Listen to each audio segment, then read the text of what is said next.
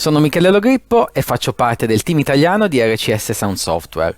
Dagli studi di Funky Junk a Milano vi presento un video realizzato da Tim Lee, che è uno speaker australiano che utilizza tutti i giorni in onda RCS Zetta.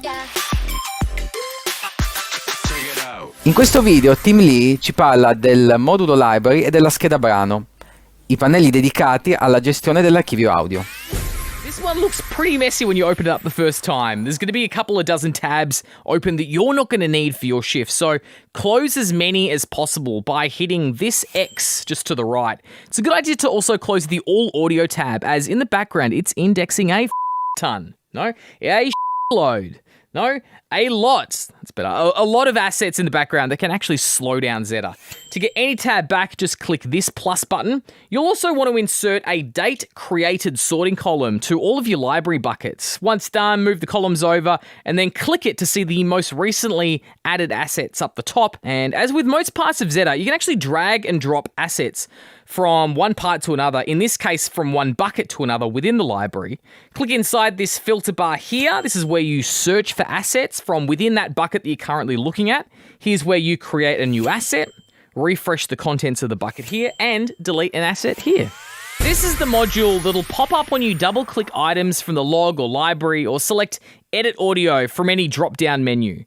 Metadata is mainly used by carding and audio production, but there's still a bunch of front-end use handy for piecing together a shift. You won't be able to make changes to songs, but for assets you've created or have access to, you can place intro markers, you can create loop points here for easy use within the Z player, set segue markers.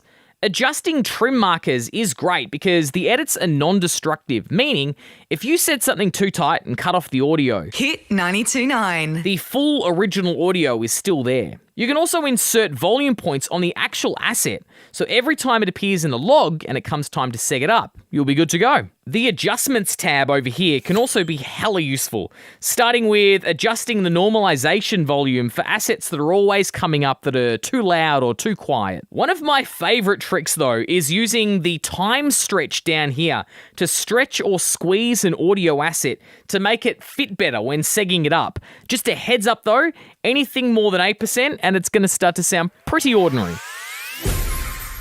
Per saperne di più su Zetta e gli altri prodotti della suite, potete visitare il sito rcsitali.com o le nostre pagine Facebook e YouTube.